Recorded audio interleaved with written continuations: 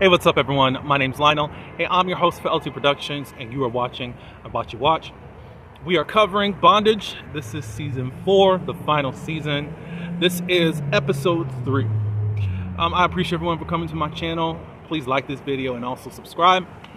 And you can leave a comment below. Now let's get into this episode. Okay, so first, my apologies. I was late only because I did record last week, but I didn't have enough memory and I thought that my camera was recording, and then found out after I had to get up and go that I didn't have this video recorded, and I apologize. You're going to get a double feature today. You're going to get this one and also the finale.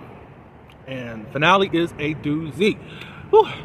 Be sure that you are supporting Mr. Carlton T. Clay and all of his work. Specifically, since we're reviewing this, please go and watch this season. You can purchase it, and I have the link down below, and do that. So we honor Mr. Carlton C. Clay and to the cast and all of the crew. All right, so now we're really going to get into it. We start this episode off where it looks like this is a session between Bond and Felicia. Bond is telling her, like, I don't know what it is about me, and da-da-da-da-da-da-da-da. And all of a sudden, it becomes very... it was a sexual innuendo type of conversation, seductive innuendo conversation with Felicia. Then next thing you know, they are embracing each other and having sex right there in the therapy room. I said, oh, okay, this is weird. This is awkward.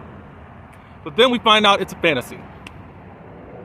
The crazy thing about the whole scene is Felicia's in another session with another man, which is interesting. I just thought about this while... So Felicia, you only are therapeutic to men or whatever. I don't know what the word is, but because that's all we've seen your clients thus far are men. Anyways, the guy on the couch is like, what, are you listening? She was all up in the clouds over trying to get Bond's you-know-what. I said, my gosh. And somehow you are excusing your behavior, just saying that you have a high libido. Nah, not at this point. So she gets out of whatever she was doing and she finally listens to her client, or patient, however you say it. The next scene, we go back to the church house, Jan house, schoolhouse, outhouse, jailhouse, basically. I don't know why I wanted to say that. Random. We see Anita. And we see the guy from the previous episode and the first episode. We find out that this guy's name is Quincy. And he says, hello, mother.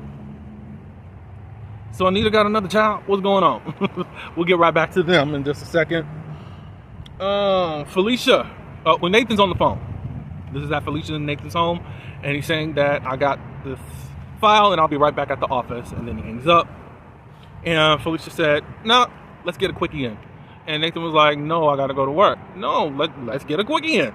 And Nathan was like, no, I don't want to. And then she's like, come on. And she's forcing herself on him. And Nathan finally puts his foot down and said, Felicia, no. Well, that basically did something to Felicia. And she said, what is the problem? N-I-G-G-A. And Nathan's like, N-I-G-G-A? Ninja? What's going on? What? Like, how you go with this? Felicia is now talking to this man like he's some random off the street instead of her husband. So then she accuses him of cheating. Nathan said, what are you talking about? I'm not cheating on you. Oh, so what? You like D-I-C-K? D-I-C-K? And then Nathan said, what? So, because I don't want to have sex with you, now my sexuality is coming into question, and I'm doing all that I can to provide for this house. And then she says, and you barely doing that. And then she ends up calling him a B-I-T-C-H. You mean to tell me you went from accusing him from infidelity to questioning his sexuality, telling him he's not a good enough provider, and then calling him a B, you cut him all the way down because he won't have sex with you when you want him. Nathan was through with her and said, I gotta go. I'm like, and you really think that you're right because you put your hand on your hip like you were really in the right in what you did to him. But I guess this was supposed to be some type of turn on if he was toxic to want to have sex with you, to cut him down. That's something crazy. That's something crazy. You got to get it together, Felicia. Whew.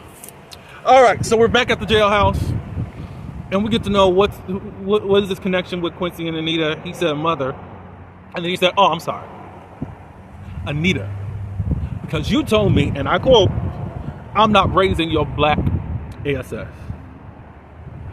So to come to find out, Winston and Anita got married. Winston had a child with his first wife, and she ended up passing. So Anita did all that she could to drive a wedge between Winston and Quincy, and ended up sending him off. And basically, Anita wanted all the attention. And he's never really forgiven Anita for that. Anita was like, look, I was horrible. And I've had time to think and all that stuff, and I did some stuff that was not right. And I'm sorry for it. He said just recently him and Winston were able to reconnect and to basically start over again. Now, I got some things I got to say. Winston, why were you so hard up to try to bring Anita and Jackie back together? But you weren't working on your own flesh and blood relationship. You allowed this same woman to tear up your home, and you're trying to fix stuff for her and her relationships. That is so backwards. Both were important, but you left your own blood out there for this woman that just wanted to take your coin. And then when you finally stopped paying her attention and she found some other attention someplace else, now it's on when you find out that she actually cheated on you. So it took all of this to finally see who your wife was, and also that your son needed you. You weak and whack. One, I guess that was your motive to kind of like really turn on everybody. Now, why you wanted to go after Bond, I don't get it. That's what I don't get. Because somewhat Bond was really innocent in this whole situation, but you went on a killing spree like this woman you put on some type of weird pedestal, and now that you know that she wasn't faithful, you're ready to off everyone, I guess. But anyways, I still think that you're whack for what you did to your own son. So then he said, I gotta finish what my dad started. And Anita's like, what are you talking about? So Anita sat there, and he got up and came behind her and then snapped her neck.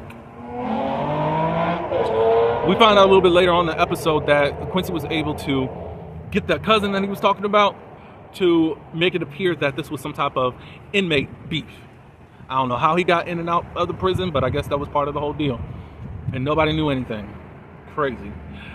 And Anita, if you think I feel sorry for you, I don't.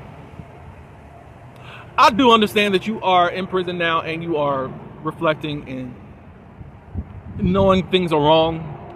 But if you didn't go to jail, would you actually know that things were wrong? I'm just saying, And I do want to know why Winston did not try to off you. That's one thing, because you went all the way around the world trying to off everyone else. I know what Quincy said, he was trying to finish what he started, but I don't know why you weren't the first one, in my opinion. Okay, so we know that from the previous episode that Ace and Bond, they reconnected. He's been on the streets or whatever. He took a shower and came back out. They see the report about Anita and all that good stuff, and Ace asks Bond, have you talked to Jackie? And he says, no, it's been a long time. Remember, Jackie went up to New York to be with that old boyfriend, which I don't understand why, but hey. Ace asks about the agency because he wants to see if he can get back in to get some work. And Bond let him know that it's over, and he fills him in on what actually happened And even with Ren, he ended up taking his life, all that good stuff. Then we see Ace with this addict itch. You know. Bond asks him what happened now that you're living out on the street.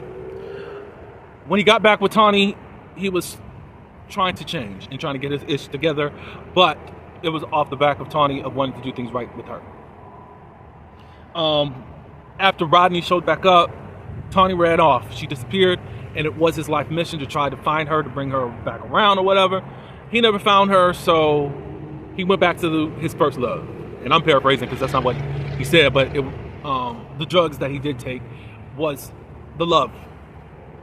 It was something that he loved. So anyways, but at this point, you know, whatever. Oh, Bond ended up encouraging him, you know, you did it for her, but you got to really do it for yourself if you want to really get clean. And at this point, Ace is like, look, I'm tired at this point. And he also asks for Bond's help. And then we get this voice over from Bond, and he's saying, you can tell that this is the breaking point for Ace, and it's basically do or die season for Ace right now. like you got to do something. So, and you got to hit rock bottom. At least before, he always had convenient. He had convenient drugs, as we saw in seasons 1 and 2. He had convenient, well, I'll say convenient money. But I mean, he still had work for it. He prostituted himself out to get the money. He get other ones to give him favors, to trade drugs for sex. He had all this access to get drugs in his system and in his body. So it's now time to do something for him. We go to the therapy session where Bond is talking with Felicia again. Felicia just standing over in the corner as Bond is saying, you know, look, Ace is my guy and I want to help him out. He's been there for me. But how can I help him out when I can barely help myself? I'm trying to really get myself together. After he's done talking, he has to pull in the distracted Felicia. And he finally gets her attention. And then, of course, she said, I'm sorry. And he asked, you know, are you okay? Da-da-da-da-da. You know, she just said, well, I got some things going on with my husband. And just like your friend, he's tired. I'm tired of feeling ugly. I'm tired of not feeling wanted. I'm tired of not feeling this and all that. So you got all of these emotions. You can be vulnerable with this man that you want to have sex with. But you haven't expressed that to your husband. You know, I'm going to just say this. Shout out to Miss Stokes. I'm going to say her first name wrong, so I didn't want to even attempt to do it. So, she plays these layered and complicated characters. It's not like you can't cast her as the villain, but she got all of these shady ways and moving a certain way in a lot of stuff that I've seen her in. And all I do is just be ticked off. But I love that about Miss Stokes because she's just so willing to get in the mud. And as an actor, as an audience member looking at this actress do her thing, it's wonderful to see. And she's brave. And she's not afraid to, how could I say this, not be liked as a character, you know? So, my Lord. But anyways, Felicia, again, you have not said any of this to your husband. You've just been saying, I need sex. But now you're saying to this man that you want to rescue you. I think this was manipulation. To pull Bond in, to be her knight in shining armor right now. Because you're saying that you're feeling all these things. Now, you did not say, because you didn't say why. Because you didn't say that you wanted sex. Or he wasn't giving you sex. I think that was manipulation. That's just my feelings. So then, Bond tries to affirm her. And she thanks him. Then she's like, oh, my bad. I shouldn't be laying out all my problems. Of course not. Totally unprofessional, lady. So he's basically saying, you know, if your husband can't see you for the queen that you really are, then you need to find somebody who can. They end up embracing, and then one thing leads to another. They start kissing, and shirts are coming unbuttoned. And the only good thing that I've seen out of Felicia, she did say something cool last episode, but this was like, oh, okay, I get it. That's good. You stopped it. Some type of morality came into your life. to say, I can't do this. Some type of integrity came and said, So then Bond ended up leaving. That would have been crazy if the second patient that you had, that you crossed the line with, and you really already have, you just didn't take it as far as you did with that Scott person. All right, so we're in Quincy's hotel room. He calls his cousin and says, thank you for looking out and making it look like an inmate did this to Anita. And he gets off the phone, and Roxanne is at the door. It's for a session. Quincy wants to know Roxanne's name, and she said, well, look, we can either play a guessing game or you can do me. I said, okay. Roxanne said, look, time is money, money's time. Let's do this. We can do all the other stuff probably later. Who knows?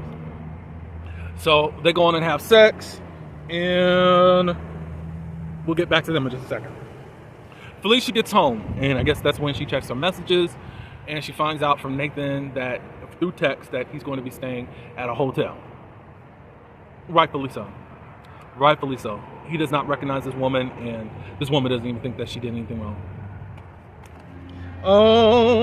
Let's see. So, Bond, I think he was on a run or he was walking, but he came home to take a shower.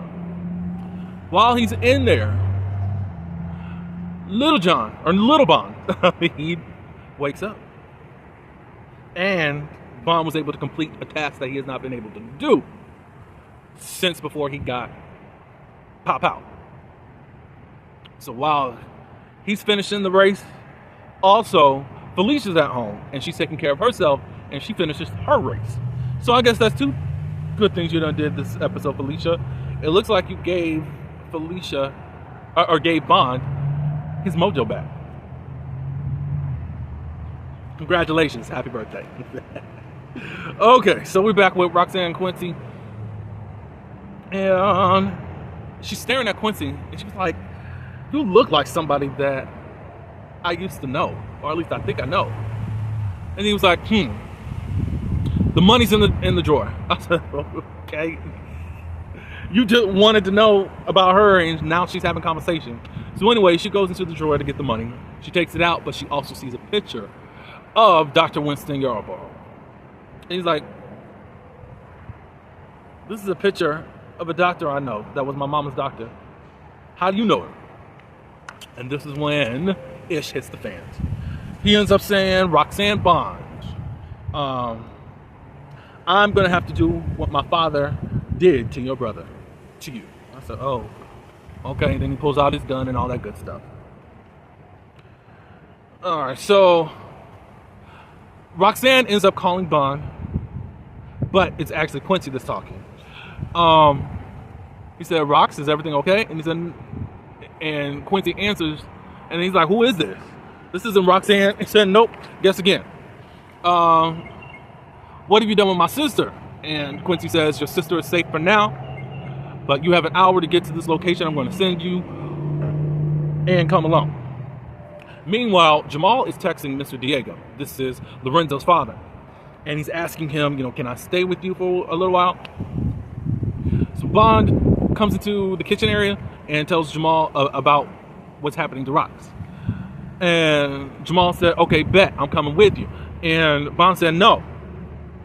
I need you to look after Ace, and also, I don't need anything to happen to you.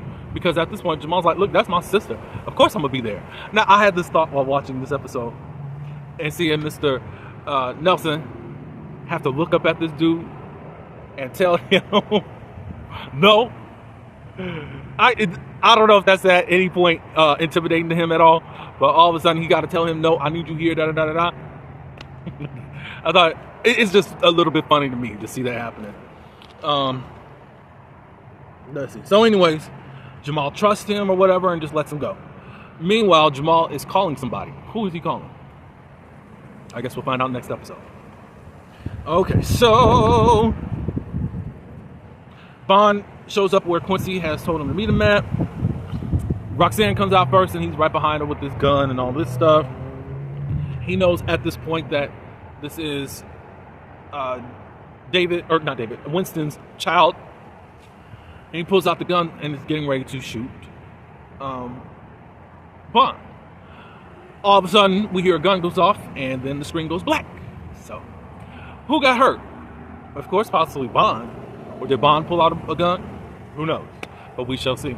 All right, so we have one more episode until the series finale, and I'm excited to just discuss this. I think I did say it when I watched it the first time. Beautifully written. It just, everything kind of came all together as a whole for this whole series. So y'all join me for the next video.